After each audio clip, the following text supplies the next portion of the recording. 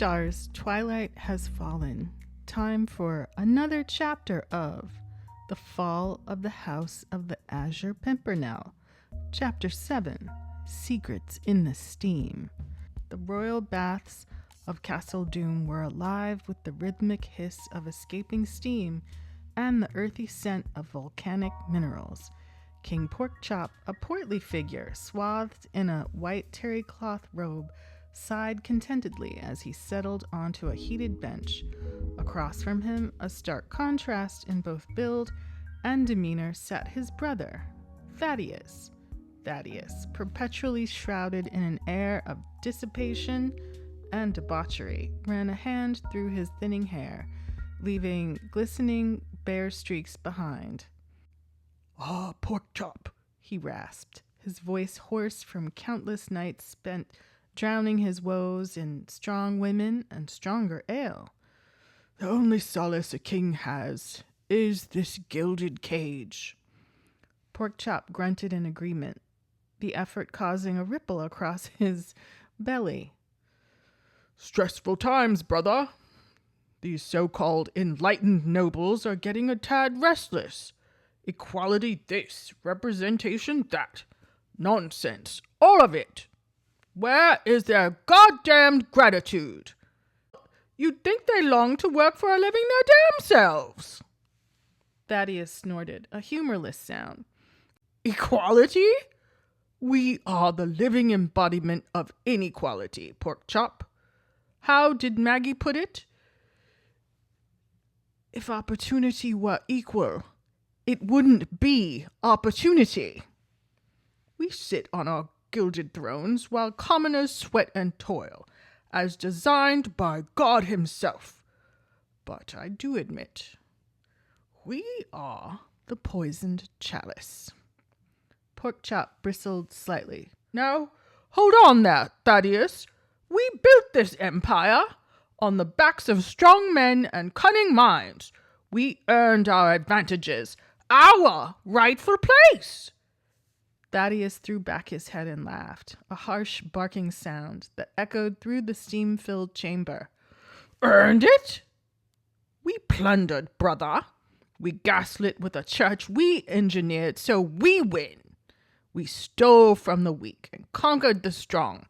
We, the Scots, invented overseer culture and practiced it on the Irish before we got down to business after the Kaffirs and those other coloreds. We went stealing all around the world. Gold, spices, King Dynasty furniture, slaves, and we invented racism to justify it." Porkchop's face flushed. Despite his outward bluster, there was a flicker of unease in his eyes. "I am entirely comfortable with that," he finally declared, his voice firm. "I regret nothing."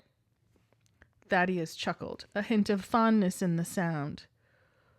"Perhaps dealing opium in the East? And your unfortunate choice of Barbara. Though the mutton chops are growing on me, quite literally." Porkchop grunted again, a semblance of a smile tugging at the corners of his lips. "Thaddeus, you are a scoundrel, but you are mine very own. More than that, you remain my confidant, my lodestone, and my most secret weapon." Thaddeus arched an eyebrow. "Secret weapon? Don't tell anyone about my quarter-inch killer, especially not that kinky fuggo you're married to. Ha ha ha ha ha. It's better that everyone thinks that I'm a hapless, helpless drunk and a stupid oaf, like Jackie Chan in Drunken Master. Ha! Porkchop chortled. I know. The I, Claudius act, it's got to get old, but really, if there's anything I can do..." Thaddeus shook his head with a wry smile. "Don't worry about me, old chap. I still get it on the regular, which is more than I can say for you, you old daisy buggy." A playful shoving contest ensued, followed by a fit of rumbling laughter. For a moment, the weight of the world seemed to lift from their shoulders. Thaddeus, his eyes filled with a surprising tenderness, wrapped an arm around his brother's ample shoulders. Porkchop, you are the best brother in the world, and you have safeguarded this empire.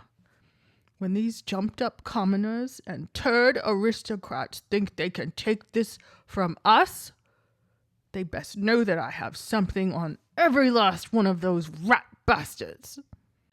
Porkchop's face hardened. Our empire! Full stop! Let them get their own! The brothers exchanged a fierce look, a silent pact, forged in the steam of the royal baths since childhood. A guttural laugh erupted from Porkchop's chest, echoed by Thaddeus's rasping bark.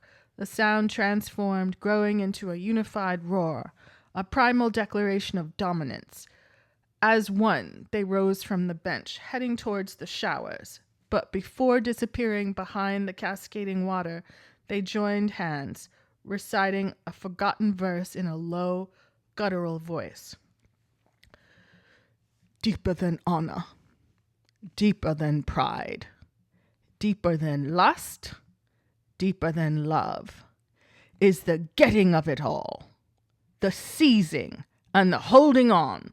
The jaw is locked, biting into power, and hanging on, biting and hanging on, like a shark, always moving forward. Atlantis!